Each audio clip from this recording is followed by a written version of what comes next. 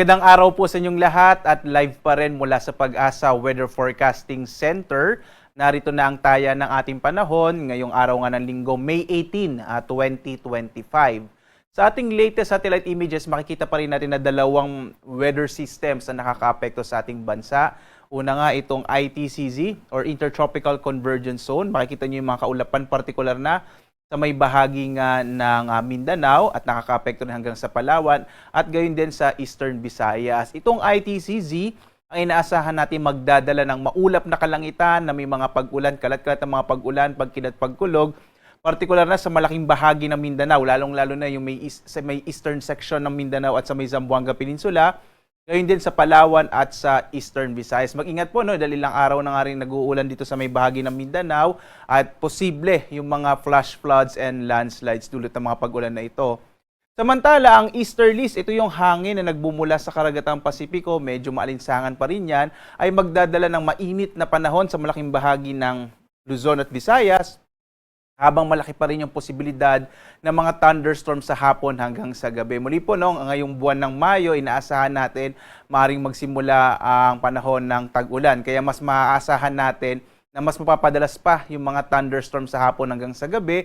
Ito yung mga pagkilat pagkulog na tumatagal ng mga 30 minuto hanggang 1 hanggang 2 oras. At kung minsan po, nagiging severe thunderstorm ito, kaya iba yung pag-iingat din, lalo na bandang hapon hanggang sa gabi. Ang tag-ulan po sa ating bansa ay nagsisimula mga bandang katapusan ng Mayo hanggang mga unang linggo ng Hunyo. At sa ngayon nga, wala pa rin tayong minomonitor na low pressure area sa loob at labas ng Philippine Area of Responsibility. Hanggang sa mga susunod na araw, medyo maliit pa rin chance ang magkaroon tayo ng bagyo. At dito nga sa Luzon, makikita natin medyo mainit na panahon pa rin yung mararanasan sa malaking bahagi ng Luzon sa pag-iral pa rin ng easterlies, habang malaki pa rin yung chances sa hapon hanggang sa gabi ng mga thunderstorms or mga pagkidlat, pagkulog. Mga thunderstorm na tumatagal ng mga 30 minutes hanggang 1 hanggang 2 oras. Agwat ang temperatura natin sa Lawag, 25 to 34 degrees Celsius. Sa Baguio, 17 to 26 degrees Celsius. Sa Tuguegarao, nasa 25 to 34 degrees Celsius. Sa Metro Manila naman, 24 to 34 degrees Celsius. Sa Tagaytay, 24 to 31 degrees Celsius. Habang sa Legazpi, mula 25 to 33 degrees Celsius.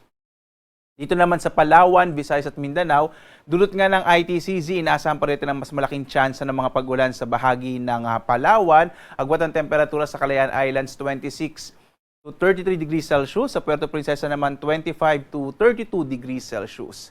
Malaki rin yung tsansa ng mga pag-ulan sa bahagi ng Eastern Visayas, epekto pa rin yan ng ITCZ, habang ang nilalabing bahagi ng Kabisayaan ay makararanas sa mga isolated or mga pulupulong pag-ulan, pagkidlat, pagkulog sa hapon hanggang sa gabi. Agwat ang temperatura sa Tacloban City, 25 to 31 degrees Celsius. Sa Cebu naman, 27 to 32 degrees Celsius. Sa Iloilo hanggang 33 degrees Celsius. Samantala pa rin, malaking bahagi ng Mindanao ay makararanas ng mga kalat-kalat ng mga pag-ulan, pagkidlat, pagkulog na dulot nga ng ITCZ. So mas malaki yung tsansa ng maulap na kalangitan ang mararanasan sa bahagi ng Mindanao. Agwat ang temperatura sa Zamboanga, 25 to 32 degrees Celsius. Sa Cagayan de Oro naman, 25 to 32 degrees Celsius. Hanggang 31 degrees Celsius naman sa bahagi ng Davao. Dito sa ating heat index or damang init, makikita natin maraming lugar pa rin sa ating bansa. Halos 30 na lugar po ang makakaranas pa rin ng mga nasa danger category. Ito po yung nasa 42 to 51 degrees Celsius na heat index.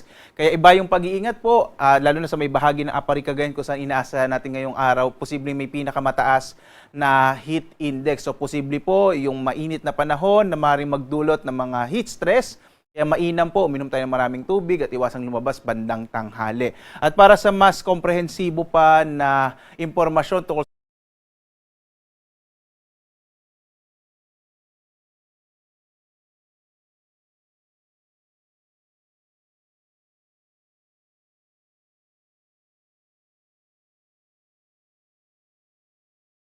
sa ating heat index, dito sa Metro Manila, nasa 41 to 42 degrees Celsius ang inaasahan nating damang init. Maaari tayong pumunta sa ating website, pag-asa.doc.gov.ph at pumunta lamang po tayo doon sa part ng heat index para mas makita po natin yung mas komprehensibong impormasyon sa damang init sa ating bansa. Sa lagay naman ng ating karagatan, wala tayong nakataas na gale warning sa anumang bahagi ng ating kapuluan. Ligtas pa rin pumalaot yung mga sakyang pandagat, malilit na mga bangka sa mga baybay ng ating bansa. Bagamat nagpapaalala po ang DOST Pag-asa sapagkat kapag may mga thunderstorms, kung minsan po biglang lumalakas yung alon ng karagatan. So iba yung pag-iingat pa rin po mga kababayan. At samantala, ang araw natin ay sisikat mamayang 5:28 na umaga at lulubog, 6:18 ng gabi.